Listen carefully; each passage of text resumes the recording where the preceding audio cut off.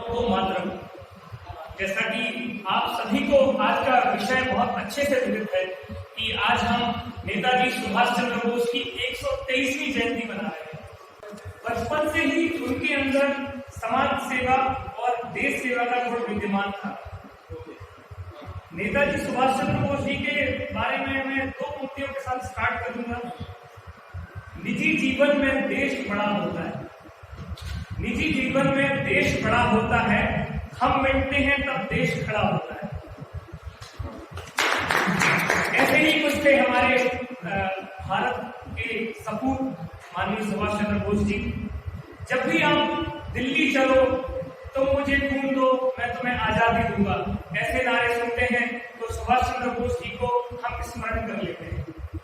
ये थे हमारे नेताजी सुभाष चंद्र बोस, स्वतंत्रता आंदोलन की महानायक। सुभाष चंद्र बोस जी का जन्म कटक के एक जानकी नामक वकील के घर हुआ था। आईसीएस की परीक्षा उत्तीर्ण की, उसके बाद उससे इस्तीफा भी दे दिया।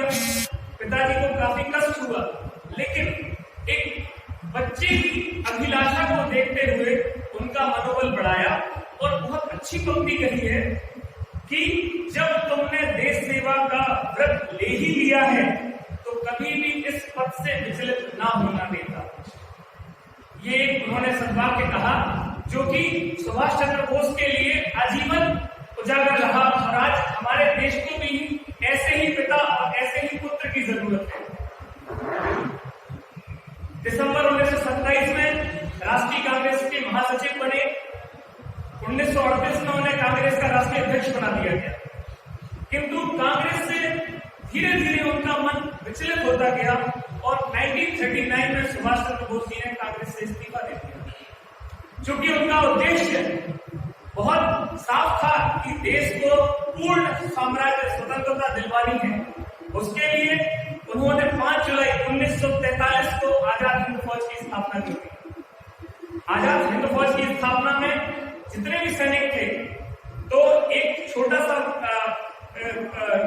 छोटी सी एक वाक्य है कि जो जापानी सेना थी उस टाइम पे, तो जापानी सेना ने सुभाष चंद्र बोस जी से कहा कि जो जापानी सेना है वो आपकी आजाद हिंद फौज सेना से काफी ज्यादा होशियार है। इस तरीके से आपकी आजाद हिंद फौज सेना को जापानी सेना के सामने पहले नमस्कार करना होगा। स्वामी जी इस बात को सहज सुनकर गर्मा गए और बोले कि ऐसा बिल्कुल भी उचित नहीं है। आप इस तरीके से ये बता रहे हैं कि जो आजाद हिंद फौज सेना है उसका दर्जा नीचा है जापानी सेना से। उन्होंने इसका विरोध किया और बोला कि यदि सम्मान करना है तो दोनों साथ में सम्मान करेंगे, कोई किसी का पहले नहीं कोई किसी का बाद में नहीं। ऐसे थे हमारे नेताजी सुभाष चंद्र बोस और उनकी गर्म वाणी को सुनते ही जापानी सेना ने उनको स्वीकार कर लिया कि हम दोनों साथ में ही एक दूसरे का अभिवादन करेंगे। हिंदुस्तान की आजादी में तो यूं लाखों कुर्बानियां हुई हैं, अपना सब कुछ निछावर कर दिया, घर देश सब कुछ निछावर कर दिया। आज के युवाओं को यदि कोई प्रेरणा देता है तो वो है हमारे नेताजी सुभाष चंद्र बोस, क्योंकि उनके अंदर कुछ कर गुजरने का एक जज्बा था। और जैसा कि मैंने आपसे स्टार्टिंग में ही कहा था कि नेताजी के अंदर जो देश के प्रति सच्ची सेवा और स्वराज की जो भावना थी बचपन से ही विद्यमान थी। बचपन की घटना थी सुभाष चंद्र बोस जी के साथ। जब वो स्कूल में पढ़ते थे तो उन्होंने उस समय से ही चाहा कि भारत में यदि पूर्ण स्वराज्य नहीं मिला तो इस तरीके की कटुवादी विचारधारा हमें हमेशा सहनी पड़ेगी, जो कि भारत एक स्वतंत्र भारत के लिए अच्छा सिद्ध नहीं होगा। नेताजी सुभाष चंद्र बोस जी लिखते हैं कि इतिहास में कभी भी विचार विमर्श से कोई ठोस परिवर्तन नहीं किया जा सकता। ये बात बहुत विचारणीय है कि यदि आपको इतिहास में कोई भी परिवर्तन करना है तो सिर्फ विचार विमर्श करेंगे तो परिवर्तन नहीं होगा। अर्थात युवाओं के लिए बहुत बड़ा संदेश है ये कि यदि कुछ करना है तो करना ही पड़ेगा। विचार विमर्श करेंगे तो आज करेंगे कल फिर करेंगे।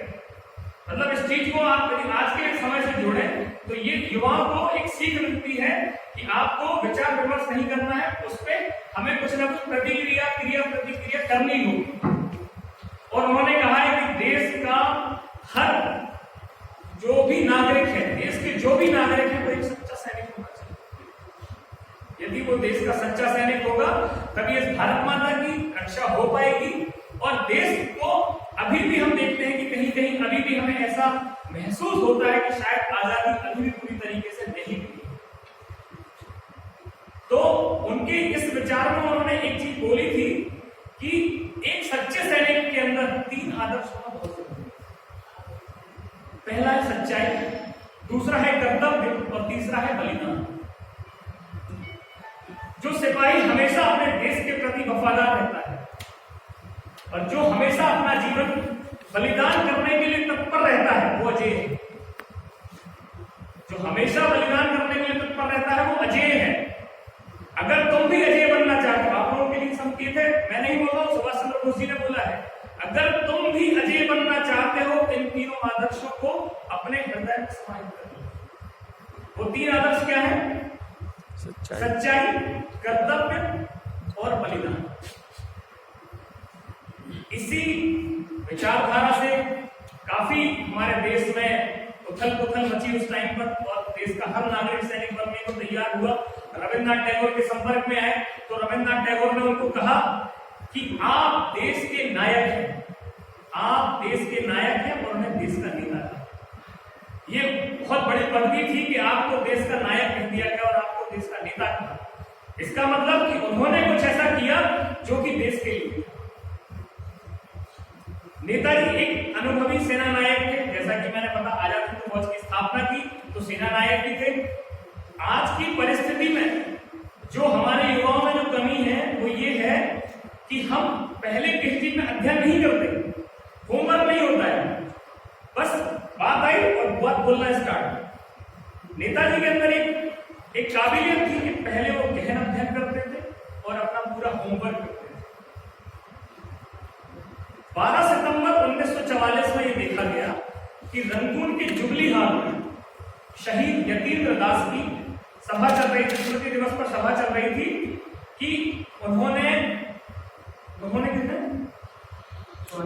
नेताजी ने एक छोटी सी बात बोली, अब हमारी आजादी निश्चित है, अब हमारी आजादी निश्चित है, परंतु आजादी बलिदान मांगती है।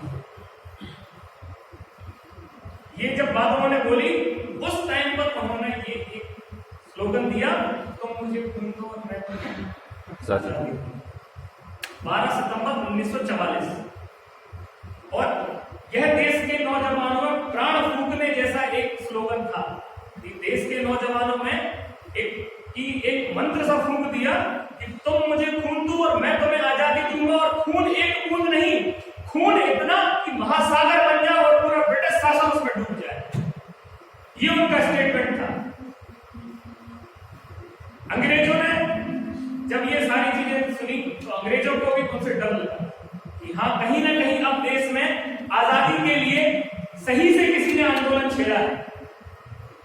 बहुत सारी जगह आज भी इसको लेकर नहीं किया गया है कि भारत छोड़ने का सबसे बड़ा कारण नेताजी सुभाष चंद्र बोस जी भी थे। हम मानते हैं कि नेताजी सुभाष चंद्र, हमने जो किताबों में पढ़ा है वो ये स्वतंत्रता के लिए महानायक थे, लेकिन यदि देखा जाए तो ये कटु सत्य है कि नेताजी सुभाष चंद्र बोस जी सबसे बड़े उसके महानायक थे आजादी के लिए।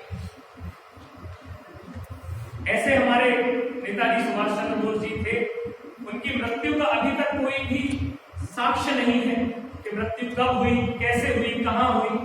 सिर्फ हमने सुना है कि प्लेन क्रैश हुआ, पर उसके भी कोई परिणाम नहीं, किसी भी तरीके का कोई साक्ष्य नहीं मिला। लेकिन मैं ये कहता हूं कि ऐसे महापुरुष कभी मरते नहीं। इनके विचार, इनके जो संकेत हैं वो हमारे अंदर हमेशा के लिए विद्यमान रहते हैं। और खासतौर पर आज के युवाओं के अंदर ये सारी चीजें होनी चाहिए।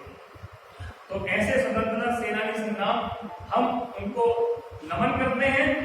और अंत में 2 लाइन के बाद मैं अपनी वाणी को विराम दूंगा। वो था सुभाष नेता सुभाष, बाबू सुभाष। वो था सुभाष, अपना सुभाष, नेता सुभाष, बाबू सुभाष, तेरा सुभाष, मेरा सुभाष, अपना सुभाष।